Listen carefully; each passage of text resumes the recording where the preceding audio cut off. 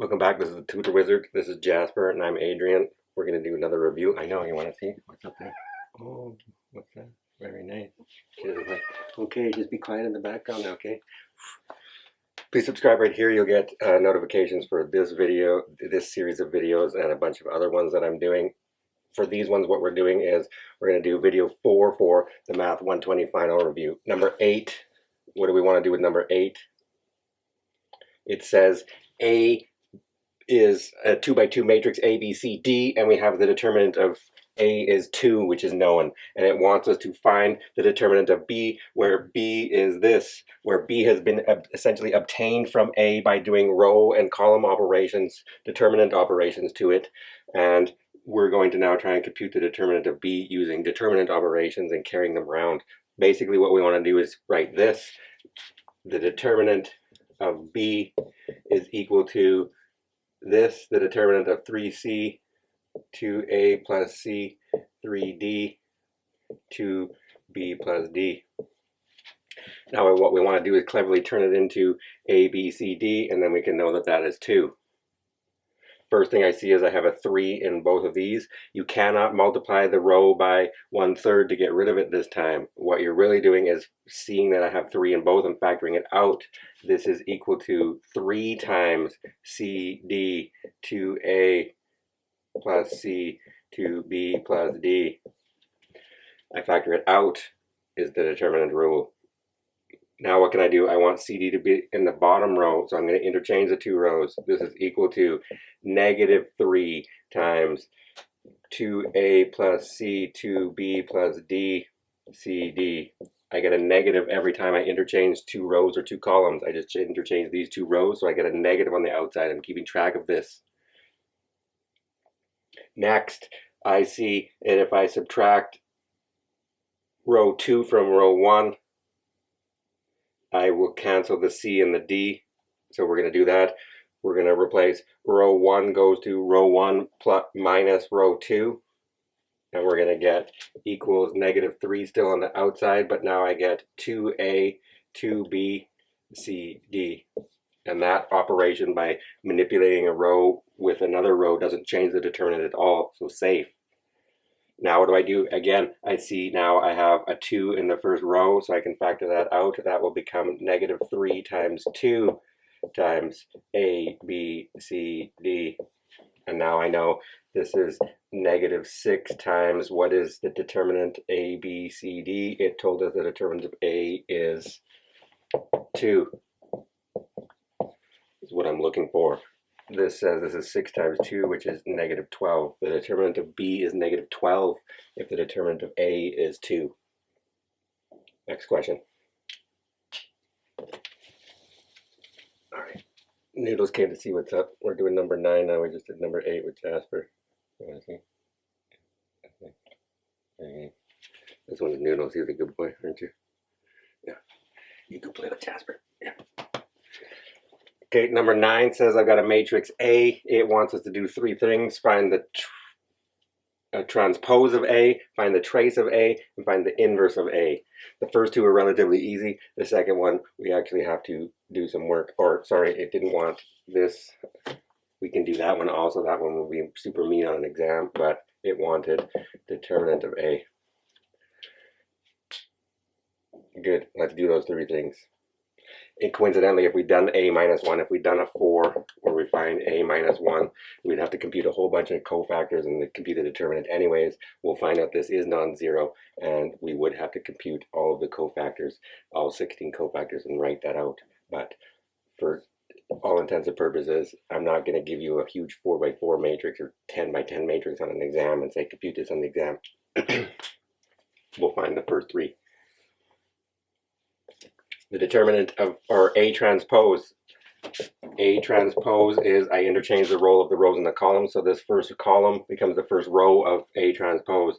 -1, 1, 1, 0. Then 2, 5, 2, 5, 1, -2. 2, -1, 7, 1, 0, 0, -3, 0.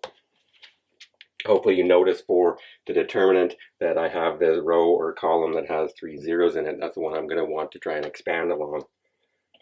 or stick to your guns and do what we've trained in the previous videos to get rid of these and then cofactor expand along column 1. This is A transpose. Trace of A is equal to the trace of A transpose. Why? Because we call these pivots because they don't move. Notice that the main diagonal entries didn't move in transpose. They stay the same, or we pivot across them. So the trace of A is in fact equal to the trace of A transpose also, but this will be equal to -1 plus 5 plus 7 plus 0, which is 11, a number, the trace, the sum of the diagonal entries in a square matrix. Good. Now let's find the determinant of A. Okay, for the third one, the determinant of A is the determinant of this guy, which is now going to be, again, because I have a leading entry, I could get rid of these and do this business, but I already see I have the fourth column has 3 zeros in it, so I'm going to cofactor expand along that column. To do that, and to get my negative in the checkerboard, I have plus, minus, plus, minus, plus, minus. So this is by cofactor expansion along column 4. This is 0 times C cofactor, I don't care, 0 times cofactor, I don't care, times -3, which is the A34, and then times -1 to the 3 plus 4 for the cofactor, times the 3 by 3 determinant obtained by blocking off this column and this row. So I get -1, 2, 2, 1, 5, -1, 0, -2, 1. This gives me, this is just 3. Now what I'm going to do is I want to play the game because I only have a 0 here and it's playing the game that I want to do what I classically normally always do, unless they give me a bunch of zeros in some column or row already. If I don't have that, I try to create that in the first column. So I'm going to get rid of this 1 and then cofactor expand along column 1. This gives me equals, replacing row 2 with row 2 plus row 1 won't change the determinant, so this gives me 3 times -1, 2, 2, 1 plus 1 is 0, 5 plus 2 is 7, -1 plus 2 is 1, and then I get 0, -2, 1. I've done that because now I can cofactor expand along column 1. That gives me equals 3 times, which I already had, times -1, A11, times the cofactor obtained by blocking off row 1 and column 1, 7, 1, -2, 1. Which gives me what? -3 times 7 plus 2, which is -3 times 9, which is -27, which is not 0. So A minus 1 does exist, but we're not going to do it. That was just a mistake what I put in there. I think it wasn't number 4 originally, but I took it out. So it wanted the trace of A, the transpose of A, and the determinant of A. If I was supposed to find the A inverse now, I would find all the cofactors and do 1 over determinant times cofactor transposed to find this matrix. Next question. All right, the last one for this video, number 10. What we're going to do is we're given 3 linear operators or transformations from R2 to R2. So we call it an operator. It's operating on 2 space. It's moving points around. T reflects about the x1 axis in R2. R theta is a rotation counterclockwise about the origin through pi over 6 radians. And S is dilates vectors by a factor of 2 in space. What it wants now is a standard matrix of S following R following T.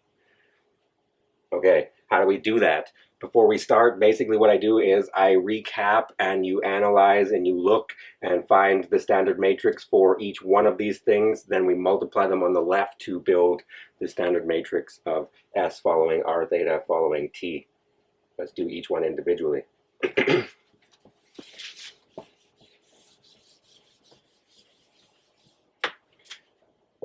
T from R2 to R2 reflects about the x1 axis. So remember, I'll derive it again, but this is how I remember if I forget. I'm given an image point x1, x2, and it's saying here's the x1 axis and here's the x2 axis. It's saying reflect orthogonally across this axis. So the x1 coordinate didn't change, but the x2 changed to it's negative.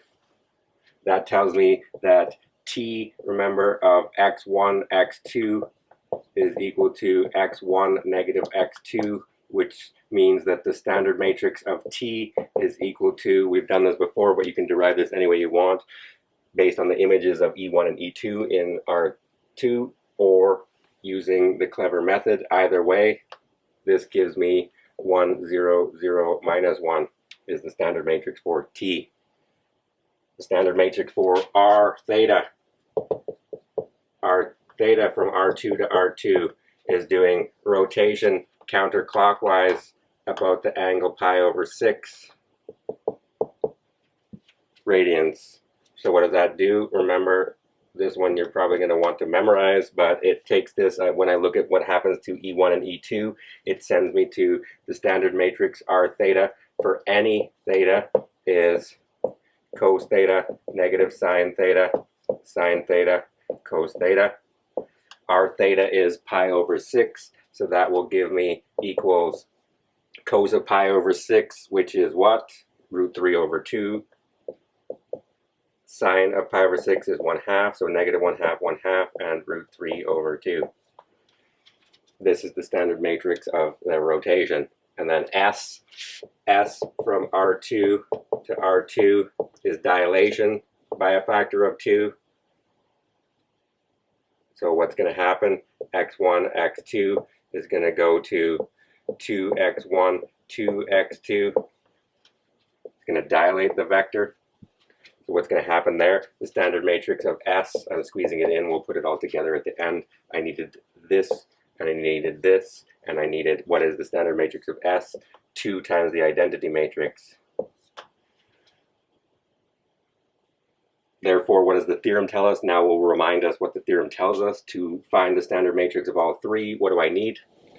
The standard matrix for S following R theta, following T, is by our theorem just a multiplication on the left of these matrices. So it should be S times R theta times T. T first, then R on the left, then S on the left. You can't write this as TRS or commute. This is A times B does not equal B times A for matrices. This is not commutative binary operation. I need some coffee before we do that. Coffee.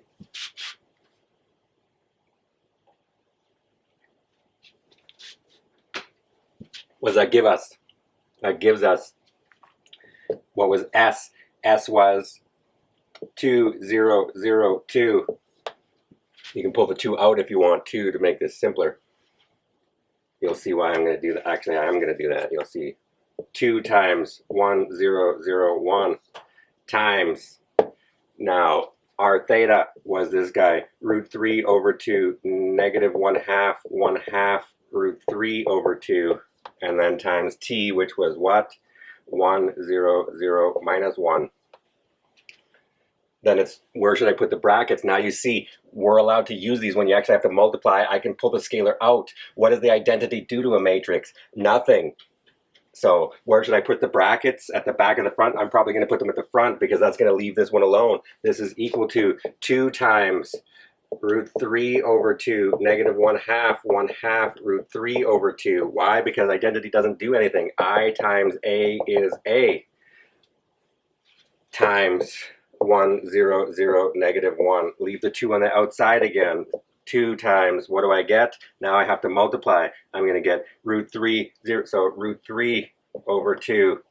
And then in this corner, I'm going to get 0, 1/2. And then in this corner, I'm going to get, what did we get? 1/2, 0. And in here, I'm going to get 0, negative root 3 over 2. And then you can, if you really want, you can multiply the 2 in there, and that's going to give me what? Root 3, 1, 1, negative root 3 is the standard matrix of doing the reflection about the x1 axis, then rotation through pi over 6 radians, then dilation by a factor of 2. This is the standard matrix. Please subscribe right here. You can follow me at Adrian the Tutor on Facebook or at Tutor_Inc. at Twitter. I'll see you next time.